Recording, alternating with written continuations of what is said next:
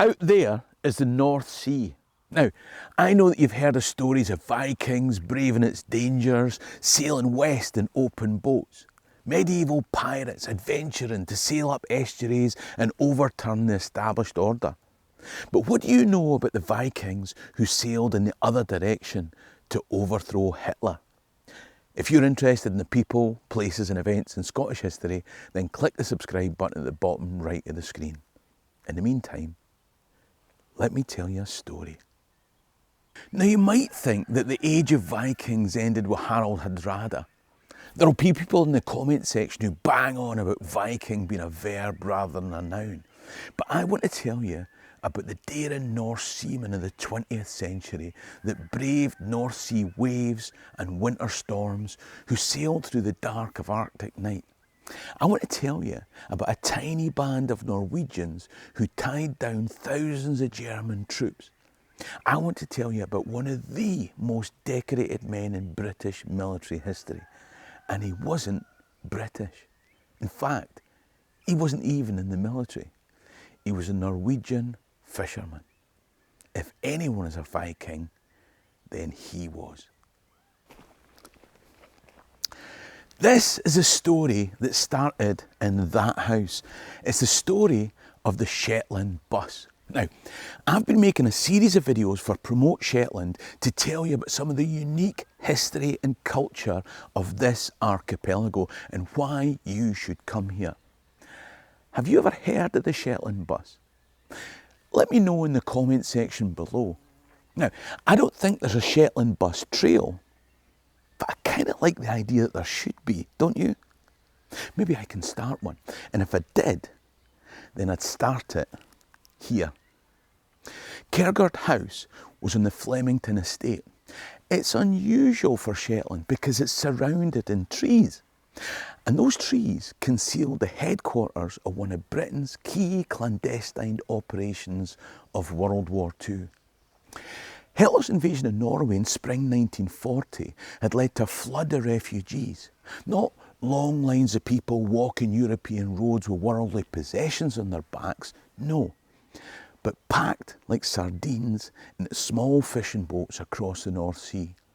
Now many landed here in Shetland, and in the winter of 1940, crews of some of the fishing boats that had brought them, and who were refugees themselves, remember, were asked to return, to deliver a passenger here, or to collect more refugees there.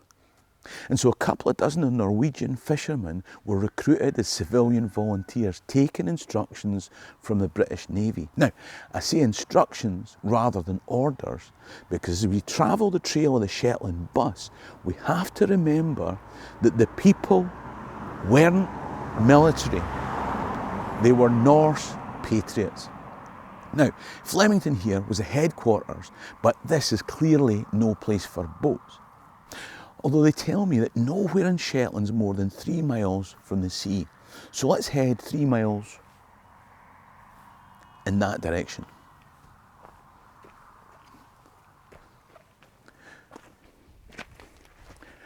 From this Vaux, they launched spies and landed refugees. They took on the worst of conditions in one of the harshest seas possible. Because this close to the Arctic Circle, venturing into German-occupied waters in the near-permanent daytime of summer wasn't really an option. The Germans had set a 50-mile limit to the shipping around the Norwegian coast that was covered by air patrols. And during the long days of summer, the Simmer-Dim, fishing boats sailing into those waters could easily be spotted from a distance and targeted. But if they could cross that exclusion limit in darkness and get close to the shore, then they were just another Norwegian fishing boat sailing up and down the multitude of fjords. So everything had to be done in winter darkness, chill and storm. And during that first winter, half a dozen fishing boats would sail back and forward from this Vaux into long night and wide ocean. Now, the advantage of this place is that it was a safe anchorage and out of the way. It was close to the headquarters just down the road there that we've been to. But there was no accommodation near here at that time, and the waters here are too shallow to be ideal. They needed an alternative. And this was it. Step 3 on the Shetland bus trail. The waters were deeper. Boats could be brought right up to the pier at high tide, and whilst it was further from the headquarters than would have been ideal, that remoteness brought its own advantage. So as autumn brought darkness, the first mission of the new winter was sailed from here. A 65-foot boat called the Axel with a 100 horsepower engine would set off across the North Sea. Its task was to deliver a messenger just north of Bergen, where he would make contact with some Norwegian army officers who had set up an underground. The messenger was to give them money and organise a place to drop 8 tons of sabotage equipment later. When the boat didn't arrive back here in Luna, folks started to get nervous. Days went by before the Axel finally chugged into the harbour, decked out with heather and birch. Apparently, having safely delivered their messenger, they called in on a local trusted contact, but there was a dance in the village, so they partied until their conscience finally brought them back to base. What were they like? As September rolled on, the team here at Luna were under pressure. The British running the base and the Norwegians sailing the trips had already been given double the missions that they expected. On one trip to drop off sabotage equipment at a village called Oklanvag, we discover just how much Norwegians like to party through the winter. Because when they arrived, there was another dance on. And they had to wait until the dance was over, until things were quiet enough to move the explosives. Now, the young sailors had been chosen specifically for this trip because they had lived in the area, and a young lad called Niels Nisse went ashore to visit his family, but he came back with an assortment of refugees who desperately needed to escape the Nazis. Now, they left Oklanvag just before midnight on the 27th of October. On their way over, the weather had been bad, but now it was blowing a hoolie on their starboard bow, so that by dawn they'd only managed 50 miles from the Norwegian coast. And then, out of the dim morning light, they saw a twin-engined aircraft flying north towards them. One crewman was in the chart house, the engineer was in the engine room, the refugees in the cabin with the remaining crew, except Niels Nisse, who was at the wheel. Before anyone could move, the plane banked around and bore down on the fishing boat. Now, these little boats had been fitted with detachable mounts for Bren guns, anti-tank rifles and Tommy guns. But the sea had been so rough that they'd all been stowed away and lashed down. As the crew rushed to prepare the weapons, the plane approached at mast height, raking from astern with cannon fire. As 2 of them reached the door of the forecastle hatch, it shattered in pieces as bullets ripped through it. The refugees were screaming in the cabin and their luggage was being tossed to and fro. But before the crew could get the guns up on deck, the aircraft was on them for a second time, firing from nose and tail. It swung round for a third run from the rear, during which the ship's engineer emptied a Tommy gun magazine in its direction. Straight away, it turned in a wide circle and disappeared back towards the shore. All this time, Niels Nisse had stayed at the wheel. They saw him fall, head and leg wounds. Now, one of the refugees was a nurse, and she bandaged his wounds as best she could, and they carried him to a bunk. He died an hour later. A day later, they sailed into Lerwick. Niels Nisse was the first of these civilian Norwegian seamen to lose his life. He was younger than my children today.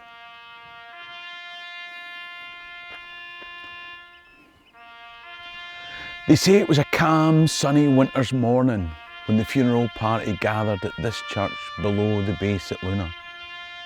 There was no minister to perform the service in Norwegian, but the young men wept as a Scottish service they couldn't understand was read. Niels Nisse was laid to rest. The last post was played, and then one croaking voice started the Norwegian national anthem, and the whole band of comrades, compatriots, countrymen raised their voices, filling the Vaux as the noise filled the sound. Things had changed, but there were more changes to come.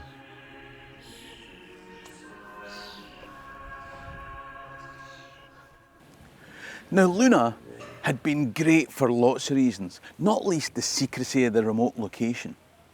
But given that a disadvantage of Luna was ready access to repair facilities and supplies, and by now there was no hiding the fact that a group of boisterous, well-paid Norwegian fishermen who wanted to let off steam when they weren't carrying out dangerous undercover work were living on a relatively small island. Everyone in Norway knew about this top secret service and had coined it the Shetland Bus. It made sense to move operations to the next place on my Shetland bus trail, Scalloway. This building here had been a loft for repairing fishing nets, but now it became the barracks for our fishermen spies. They continued with their daring missions, but as the Germans felt the impact of the Shetland Bus, they were more and more determined to stop it. Gone were the halcyon days of midnight dances and sailing home with heather in your bows. Damage to boats became frequent, and keeping boats at sea more and more challenging. A proper boatyard and an insomniac shipbuilder was what was needed. And Jack Moore, of William Moore and Son, was just the man. Along with Norwegian engineers and boat builders that had escaped the Nazis, they worked to keep the small fleet afloat. This yard is still here in Scalloway. I can just imagine Norwegian fishermen arriving here to be briefed like in a James Bond movie. Now, we've made some improvements to the Mark V 00 Sven. Pay attention as I talk you through the new Bren gun mountings hidden in the oil cans, the explosives that look just like salted fish, and the one-man subs stowed under the hull, of course. But what they really needed was a slipway for below-water repairs, and they were told they could have one if they could make it themselves for £750.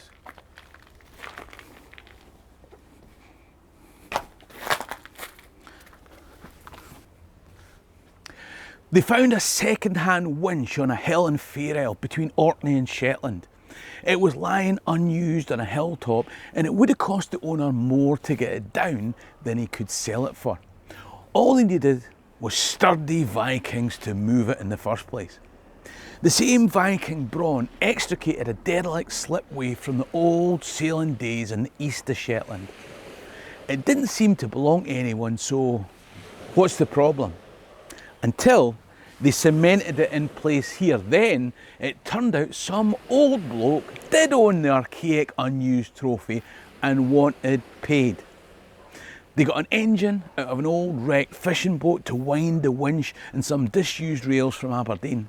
By the time they were finished, they could take a bird to the pictures, get a poke of chips on the way home, and still have enough change to build that metal pier behind me. The slipway was named after Olav, the Crown Prince of Norway, who came to visit in October and declared this open. There's actually a plaque up there to commemorate the event. As well as the Prince, Leif Larsen is specifically named here. Now, remember at the start, I told you about the man highly decorated with British medals, but he was neither British nor in the military. Leif Larsen. He was awarded the Conspicuous Gallantry Medal, the Distinguished Service Medal twice, the Distinguished Service Cross, and the Distinguished Service Order. They tell me that no other person, British or foreign, has received this array of military honours. I'm also told that he should have been awarded the Victoria Cross, but he wasn't because the operation came under the secretive Special Operations Executive rather than traditional forces. He was some boy. Oh, and he got some Norwegian medals as well. Scalloway was now the main hub for these Norwegian freedom fighters. Now I think it's important to reiterate that they weren't British Navy. They weren't Norwegian Navy either. The Norwegian Navy did make a less than successful attempt to incorporate them later on, but they were civilian volunteers. So any discipline couldn't be imposed, but came from their own courage and love of country. I'll be honest, there's more to see in this Shetland bus trail than I could possibly have time for. Down there is the Scalloway headquarters building, then Scalloway Castle, whose dungeons were used for storing the explosives. Right next to that is Scalloway Museum, with more stories of these heroes than I could possibly fit in. There are so many tales about the adventures of the men of the Shetland bus. Quick-witted evasion of German surveillance, the most incredible story of endurance escape in winter over fjord and mountain trail, bravery of fellow Norwegians protecting them, and shame of others who didn't. There was also the incredible mission launched from Luna to sink the German battleship Tirpitz in a Norwegian fjord, no less. Now that is a story. And you'll find it in the book The Shetland Bus by David Howarth. You'll get it from Shetland Times Press. Casualties mounted using these little fishing boats. Thankfully, after a couple of years, the team were resupplied with modern, well-equipped USA subchasers. After that, there were no more deaths of Shetland busmen. Around 100 patriotic Norse seamen had helped to tie down 284,000 German troops in Norway. They transported over 400 tons of arms and explosives to resistance fighters, delivered scores of agents and radio operators. They rescued thousands of refugees, delivered numerous Norwegians from the hands of the Gestapo, and gave Norway hope that there would always be a ticket for a Shetland bus. But of those 100 Shetland busmen in the first couple of years of the war, over 40% of them gave their lives in its service. Some fighting unforgiving storms, some battling German troops on shore, some disappeared en route to prisoner of war camps they never reached. They're all memorialised here in Scalloway. When I was given the task of selling a visit to Shetland to my History 11 viewers, I couldn't think of anything I'd rather do. In the 4 videos I've made, I've only scratched the surface of what Shetland has to offer. But remember, it's not all Neolithic, Iron Age or Viking settlements. When you come, spare a thought for the 20th century Vikings who fought Hitler. Come here and remember them as you follow the Shetland bus trail. There's another video about Shetland coming up on screen now. In the meantime, ha mi an dóchas gon bia láma alive. Chéire an drasta.